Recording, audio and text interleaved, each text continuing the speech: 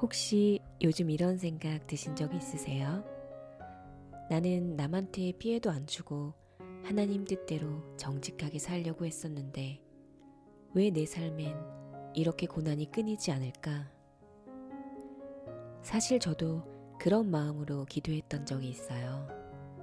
말은 안 했지만 속으로는 울컥한 적이 많았어요. 자식 문제, 건강 문제, 돈 문제. 열심히 살아왔는데 왜 나는 여전히 힘들까? 그런 생각이 마음 한구석을 무겁게 하더라고요. 어느 날은 너무 허전해서 그냥 멍하니 창밖만 바라봤어요. 기도도 잘 안 나오고 찬송도 부르기 싫고 그냥 하나님이 정말 나를 보고 계신 건가? 그 마음만 계속 맴돌았어요. 그런데요, 시간이 지나고 나서야 알게 됐어요. 그 침묵 같던 시간에도 하나님은 제 곁을 한 번도 떠난 적이 없으셨더라고요. 그저 제가 다 토로할 때까지 조용히 기다리고 계셨던 거였어요.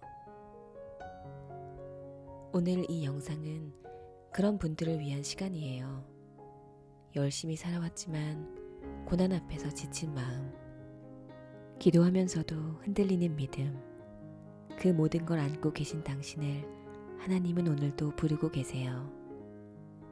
나는 너를 잊지 않았다. 너의 고난도 알고 있다. 그리고 나의 때는 반드시 온다. 이제 그 하나님의 마음을 우리 함께 말씀 속에서 다시 만나보려고 합니다. 착하게 살아도 고난이 오는 이유. 저는 한동안 정말 그런 생각을 자주 했어요. 나는 사람들한테 함부로 대하지 않았고, 가진 거 없어도 베풀며 살았고, 주일이면 늘 교회에 가서 예배를 드렸고, 손해를 보더라도 정직하게 살려고 노력해 왔는데, 왜 내 삶은 이렇게 눈물 나는 일이 많을까? 지금 생각해보면 그 시절엔 참 힘이 들었어요. 성실하게 꾸려나갔던 가게가 망하고 개인 회생을 해야 할 만큼 금전적인 어려움이 왔어요. 엎친 데 덮친 격으로 건강도 악화되어 심신이 지쳐갔어요. 그러면서도 나는 괜찮다 하고 웃어 보이려고 애썼어요. 밤마다 방에 혼자 앉아서 울었어요. 그땐 정말 하나님이 원망스럽기까지 했어요. 하나님, 제가 뭘 잘못했나요? 남들처럼 남 속이고 산 것도 아닌데 왜 저에게 이런 일이 자꾸 생기죠? 그 질문을 가지고 지내던 중에 어느 날 성경을 읽다가 이런 구절을 만났어요. 베드로전서 4장 16절. 만일 그리스도인으로 고난을 받으면 부끄러워하지 말고 도리어 그 이름으로 하나님께 영광을 돌리라. 그 말씀을 처음 봤을 땐 솔직히 속에서 반발이 일었어요. 아니, 내가 지금 얼마나 괴로운데 이걸로 하나님께 영광을 돌리라고요? 하지만 다시 읽고 또 읽다 보니까 그 말씀이 제 마음을 깊이 파고들었어요. 하나님은 고난을 징벌이 아니라 믿음의 훈련으로 보고 계셨어요. 내가 너를 쓰기 위해, 내가 너를 빚기 위해 이 시간을 통과하게 하고 있다. 그런 하나님의 음성이 들리는 것 같았어요. 사람들은 종종 말하죠. 좋은 일 하면 좋은 일이 생길 거야. 그 말, 세상 기준에서는 맞는 말일지 몰라도 하나님의 방식은 조금 달라요. 하나님은 우리가 착하다고 해서 복을 주시는 게 아니에요. 우리를 사랑하시기 때문에 우리를 믿음으로 성장시키기 위해서 어쩔 땐 고난이라는 통로를 허락하시는 분이에요. 그게 처음엔 참 받아들이기 어렵더라고요. 하지만 시간이 지나고 보니 그 고난이 없었더라면 저는 지금처럼 기도하는 사람이 되지 못했을 거예요. 하나님은 우리 삶에 왜? 라는 질문이 생길 때 바로 대답해 주시기보단 그 질문을 통해 우리 마음을 열게 하세요. 그래야 진짜 대화를 시작할 수 있으니까요. 그러니 혹시 지금 왜 내가 이런 일을 겪어야 하지? 내가 뭘 그렇게 잘못했나? 그런 생각이 드신다면 그 질문을 하나님께 드려보세요. 그리고 그분의 마음을 들어보세요. 나는 너를 떠난 적이 없단다. 이 시간을 통해 나는 너를 다시 빚고 있단다. 하나님의 침묵은 정말 침묵일까? 하나님께 기도했는데 아무 일도 일어나지 않은 적이 있으시죠? 오히려 기도하면 할수록 더 꼬이고 더 멀어지는 것 같고 하나님은 들으시는 게 맞나? 그런 의심이 올라올 때도 있어요. 저는 그런 시간을 꽤 오래 지나왔어요. 정말 기도밖에 없다고 느꼈던 시절이 있었거든요. 자식 문제, 재정적인 걱정, 타인으로 인해 받은 상처 등 하루하루를 불안한 마음으로 보냈어요. 그래서 새벽이면 일찍 일어나 기도했고 말씀 묵상도 했고 교회에서는 중보기도도 부탁드렸어요. 그런데요, 이상하게도 제가 원하던 방향과 더 멀어져 갔어요. 어느 날 마음이 너무 아파서 기도하다가 말문이 막히더라고요. 하나님, 이렇게 기도해도 왜 아무 일도 안 일어나죠? 도와주신다고 하지 않으셨나요? 그 말이 목 끝까지 차올랐어요. 그때 저는 욥기의 말씀을 읽게 되었어요. 욥은 우리가 아는 것처럼 하나님 앞에 흠없던 사람이었어요. 그런데 그가 겪은 고난은 말로 다 못하죠. 자식도, 재산도, 건강도, 심지어 친구들에게서도 외면받았어요. 그런데 하나님은 그 오랜 시간 동안 아무 말씀을 안 하세요. 욥은 말합니다. 욥기 23장 8절에서 10절. 그런데 내가 앞으로 가도 그가 아니 계시고 뒤로 가도 보이지 아니하며 그가 왼쪽에서 일하시나 내가 만날 수 없고 그가 오른쪽으로 돌이키시나 배울 수 없구나. 그러나 내가 가는 길은 그가 아시나니 그가 나를 단련하신 후에는 내가 정금같이 나오리라. 이 말씀을 읽는 순간 제 눈물이 왈칵 쏟아졌어요. 그래, 하나님은 지금 보이지 않아도 내가 가는 길을 알고 계시는구나. 지금은 아무 말씀도 안 하시지만 그분은 여전히 일하고 계시는구나. 우리는 흔히 응답이 곧 사랑이라고 생각해요. 기도하면 들어주시고 문제가 생기면 바로 해결해 주셔야 그게 사랑이고 그게 하나님이라고 믿고 싶죠. 하지만 하나님의 방식은 우리의 깊은 속마음을 꺼내기 위한 기다림일 때가 더 많아요. 하나님은 우리가 고개를 숙이고 마음을 내려놓고 진짜 간절해질 때까지 기다리세요. 그래야 우리 안에 있는 불신과 두려움, 그리고 내 뜻만 고집하던 마음이 서서히 깨지고 녹아지기 때문이에요. 예전에 어떤 어르신이 그러시더라고요. 하나님은 말이 없을 때 가장 가까이 계신다 라고요. 그 말씀이 정말 맞았어요. 침묵이 결코 하나님의 외면이 아니었어요. 그건 우리의 말이 끝나기를 기다리시는 하나님의 조용한 인내였던 거예요. 혹시 지금 기도해도 아무 응답이 없어서 하나님이 나를 잊으신 건 아닐까? 그런 마음이 드시나요? 그렇다면 이렇게 생각해 보세요. 하나님은 지금도 당신의 눈물 나는 하루하루를 다 보고 계시고 그 마음 깊은 곳까지 아무 말 없이도 알고 계신다는 사실을요. 어떤 날은요, 기도 소리보다 그저 하나님을 향해 앉아있는 마음이 더 깊은 예배가 될 수 있어요. 하나님은 그걸 아세요. 그리고 그 자리에 찾아오세요. 그분은 지금도 말씀하고 계세요. 다만 우리가 그 음성을 들을 준비가 될 때까지 조용히 우리 곁을 떠나지 않으실 뿐이에요. 고난 속에서 자라는 믿음. 살아보니까요, 믿음이라는 게 말처럼 쉽게 자라지 않더라고요. 처음에는 그저 교회 열심히 다니면 되겠지. 예배 빠지지 않으면 하나님이 복 주시겠지. 그렇게 생각했던 적도 있었어요. 하지만 세월이 흘러가고 인생이 참 복잡해지면서 믿음이란 게 그렇게 단순한 게 아니라는 걸 조금씩 깨닫게 됐어요. 제가 정말 크게 깨달은 건 제 남편이 큰 병으로 쓰러졌을 때였어요.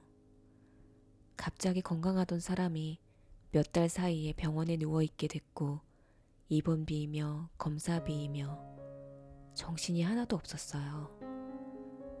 하루하루가 불안했고 잠을 자도 잔 것 같지가 않았어요. 눈을 뜨면 걱정, 눈을 감아도 불안. 하나님께 정말 간절하게 기도했어요. 하나님, 제발 도와주세요. 우린 이겨낼 힘도 여유도 없어요.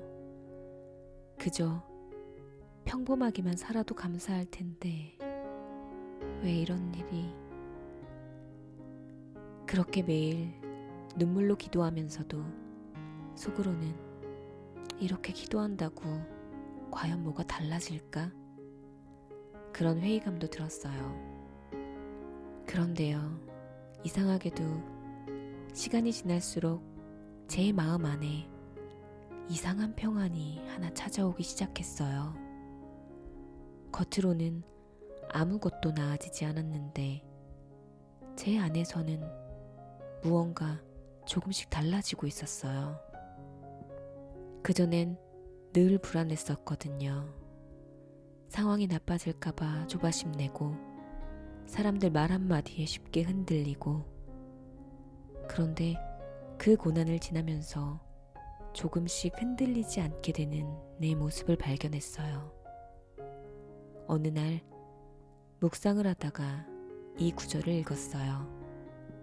로마서 5장 3절에서 4절. 다만 이뿐 아니라 우리가 환난 중에도 즐거워하니 이는 환난은 인내를, 인내는 연단을, 연단은 소망을 이룰 줄 아미로다. 이 말씀을 읽는데 그렇구나. 이 시간이 그냥 괴로운 시간만은 아니었구나 하는 생각이 들었어요.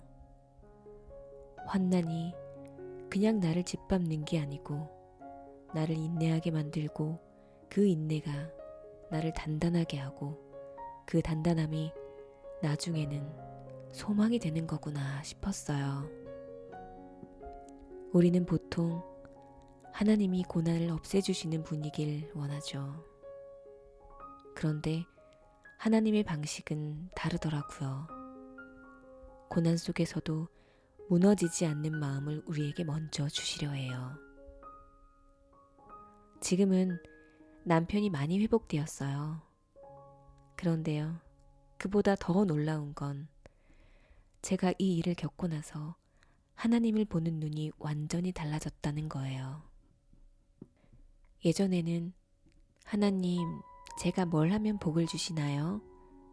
이런 식의 믿음이었는데 지금은 하나님, 어떤 상황에서도 당신의 손을 붙잡고 있을게요. 이런 고백으로 바뀌었어요. 고난은요, 믿음을 흔드는 게 아니에요. 진짜 믿음을 드러나게 만드는 과정이에요. 예전엔 말씀 한 구절 읽는 것도 그냥 습관처럼 지나갔는데 이제는 그 말씀 한 줄에 하나님이 나를 얼마나 사랑하셨는지가 느껴져요. 그게 바로 고난이 만든 열매 같아요. 혹시 지금 겉으로는 아무 변화가 없는 것처럼 보여도 당신 안에서 자라고 있는 그 믿음의 씨앗을 잊지 마세요. 보이지 않아도 느껴지지 않아도 그 씨앗은 지금 뿌리를 내리고 있어요. 그리고 언젠가 그 고난이 지나고 나면 당신은 지금보다 훨씬 단단해진 자신을 하나님 앞에 세우게 될 거예요.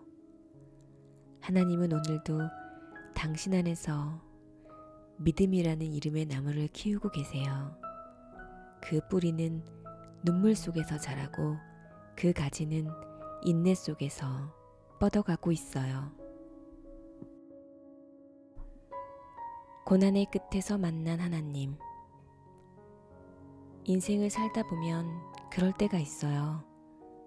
무언가가 끝난 것도 아닌데 이제는 더 이상 울 힘도 기도할 힘도 남아있지 않을 때 누구에게 기대고 싶어도 다 바쁜 것 같고 그저 조용히 주방 창밖으로 먼 산만 바라보게 되는 그런 순간이요.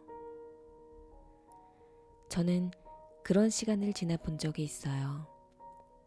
남편의 건강 문제도 조금씩 나아지고 있었고 아이들도 나름 자기 길을 잘 걸어가고 있었어요. 겉보기에는 한 곱이 넘긴 것처럼 보였는데 마음속은 오히려 더 허전했어요. 왜 그럴까요? 고난이 조금씩 지나고 나면 그때 쏟아부었던 마음과 체력이 다 빠져나가서 그런지 텅 빈 방 안에 혼자 있는 느낌이 드는 거예요. 그럴 때 문득 이런 마음이 올라왔어요. 하나님, 이 모든 게 끝난 지금 저는 누구인가요? 저는 이제 어떻게 살아야 하나요? 그때 마음을 추스리기 위해 오랜만에 찬송가를 꺼내 들었어요. 가사를 읽기만 해도 눈물이 나는 곡이었는데 그날따라 이런 가사가 가슴 깊이 들어왔어요. 광야 같은 세상에서 나 주님만 따르리. 가사를 읽고 있는데 갑자기 눈물이 흐르기 시작했어요. 감정이 복받쳐 오르기보단 뭔가 아주 오래 참고 있었던 눈물들이 조용히 흘러나오는 그런 느낌이었어요. 그 순간 생각났던 말씀이 있어요. 시편 34편 18절. 여호와는 마음이 상한 자에게 가까이 하시고 중심으로 통회하는 자를 구원하시는도다. 그 구절이 그냥 글자로만 보이지 않았어요. 마치 하나님께서 제 귀에 대고 속삭이듯 말씀하시는 것 같았어요. 나는 내가 무너졌을 때 가장 가까이 있었다. 사람들은 몰랐지만 너는 매일 울고 있었고 나는 그 눈물을 하나도 놓치지 않고 다 보고 있었단다. 그때 알았어요. 고난이 끝났기 때문에 위로를 받는 게 아니라 고난의 한가운데 계셨던 하나님이 내 마음까지 찾아오셨기 때문에 위로가 된 거였어요. 그래서 그런 말이 있나 봐요. 위로는 상황이 나아졌을 때 오는 게 아니라 하나님의 마음을 느낄 때 오는 것이다. 우리 인생에 정말 많은 시간이 답답하고 버거운 시간들이에요. 기도해도 달라지지 않는 상황 속에서 혼자 버티는 느낌이 들기도 하고요. 그런데요, 하나님은 절대 그 시간을 헛되게 두시지 않아요. 고난이라는 긴 여정이 끝나고 나면 그 자리에 꼭 하나님의 흔적이 남아요.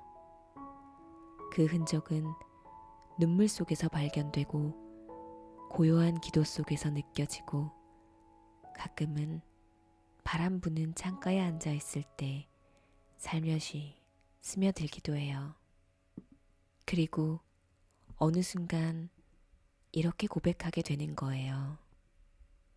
주님, 그때는 너무 힘들었지만 지금 생각해보면 그 시간에도 주님은 제 옆에 계셨군요. 혹시 지금 이제는 끝난 줄 알았는데 마음이 더 힘들다 느껴지신다면 그건 하나님이 당신 마음 깊은 곳까지 더 가까이 다가오시려는 시간일지도 몰라요. 눈에 보이지는 않지만 그분은 분명히 함께 계세요. 우리가 무너진 자리에서 우리가 눈물 흘린 그 밤마다 그분은 가장 가까이에서 우리를 안아주고 계셨던 분이에요. 고난 이후의 축복. 사람 마음이 참 이상하죠. 그땐 그렇게 고통스럽고 괴로웠는데 시간이 조금 지나고 나면 그 고난의 시간조차도 감사하게 느껴질 때가 있어요. 물론 당장은 아니었어요.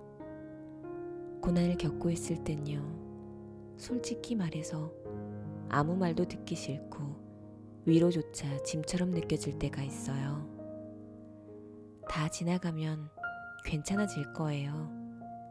그 말이 그렇게 공허하게 들릴 수가 없었어요. 하지만 어느 날 정말 아무렇지 않게 평범한 하루를 보내고 있는데 문득 이런 생각이 들었어요. 내가 그 시간을 지나왔구나. 그때는 죽을 것처럼 힘들었는데 지금은 이렇게 살아있네. 그 생각이 가슴을 먹먹하게 만들더라고요. 그리고 그 순간 하나님께서 제게 속삭이시는 것 같았어요. 봐라, 나는 너를 절대로 버리지 않았단다. 그때도, 지금도, 그리고 앞으로도 나는 항상 내 옆에 있었단다. 그 목소리가 너무 선명하게 느껴졌어요. 그때 떠오른 말씀이 있었어요. 베드로전서 5장 10절. 모든 은혜의 하나님 곧 그리스도 안에서 너희를 부르사 자기의 영원한 영광에 들어가게 하시니가 잠깐 고난을 당한 너희를 친히 온전하게 하시며 굳게 하시며 강하게 하시며 더를 견고하게 하시리라. 잠깐 고난을 당한 너희 라는 그 말이 그날따라 그렇게 깊이 와닿았어요. 그 고난이 그때는 전부인 것처럼 느껴졌지만 하나님의 시선에서는 잠깐이었던 거예요. 그리고 그 잠깐을 통해 우리를 더 강하게, 더 단단하게, 더 깊이 있게 빚으셨다는 걸 시간이 흐르고 나서야 알게 된 거예요. 제가 예전에 한 권사님께 들은 말씀이 있어요. 하나님은 고난 이후에 반드시 선한 것을 남기신다 라고요. 그분은 평생을 신앙 안에서 살아오셨는데 자녀 문제, 건강 문제, 삶의 경제적 문제까지 참 많은 눈물을 흘리셨던 분이었어요. 그런데요, 그분 말씀이 그 고난들이 없었다면 나는 지금처럼 하나님께 순종하는 사람이 되지 못했을 거예요. 나는 그 고난을 통해 하나님께 다시 돌아가는 법을 배웠어요. 이렇게 말씀하시는데 그 말이 그냥 간증처럼 들리는 게 아니라 제 마음을 깊이 울렸어요. 맞아요. 하나님은 우리가 다시 주님께 향할 수 있도록 때로는 고난이라는 문을 열어두세요.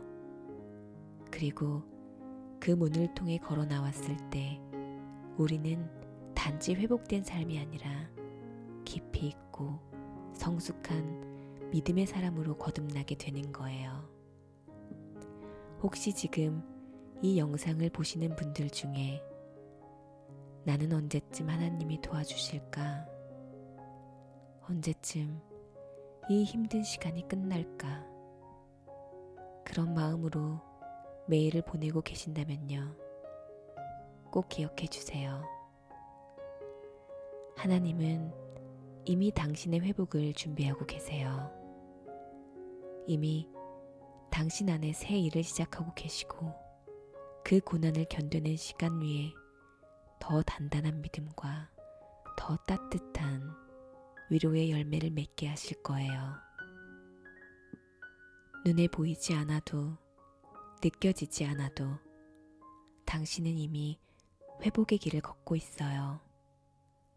그리고 그 길 끝에는 하나님께서 준비하신 진짜 축복이 기다리고 있어요. 하나님의 때는 반드시 온다. 우리는 참 많은 걸 기다리며 살아요. 기다리지 않아도 되는 날은 사실 거의 없어요. 몸이 회복되길 기다리고, 자녀가 자리 잡기를 기다리고, 관계가 회복되기를 기다리고, 무너졌던 일상이 다시 정상으로 돌아오기를, 그리고 무엇보다 하나님이 움직여 주시기를 기다려요. 그런데요, 기다리는 시간이 길어지면 마음도 점점 지쳐요.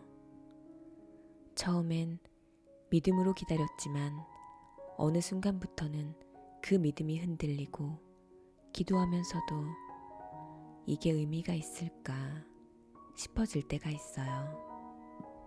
저도 그런 시절을 오래 지내왔어요.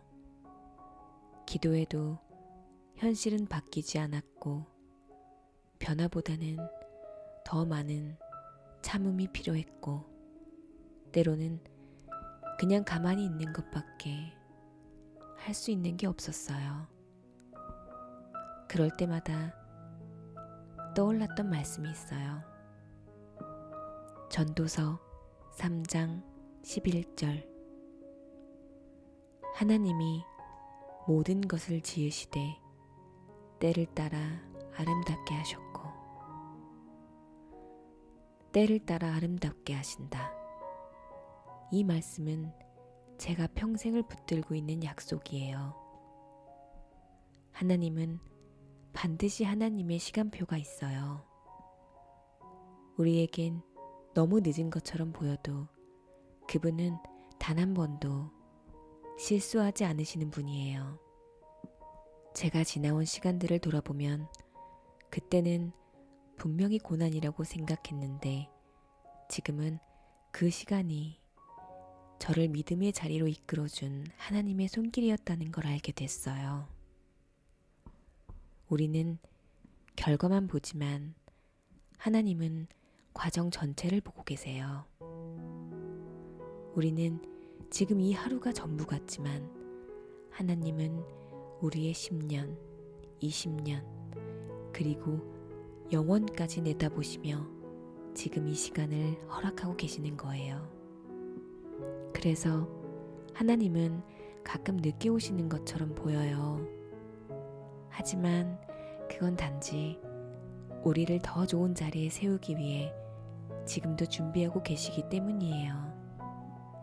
지금 이 영상을 보고 계시는 당신에게 하나님은 분명히 말씀하고 계실 거예요.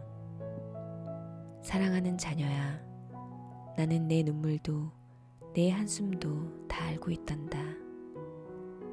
너는 보지 못했지만 나는 그 모든 시간 속에서 너를 지켜보고 있었고 지금도 너의 손을 놓지 않고 있단다.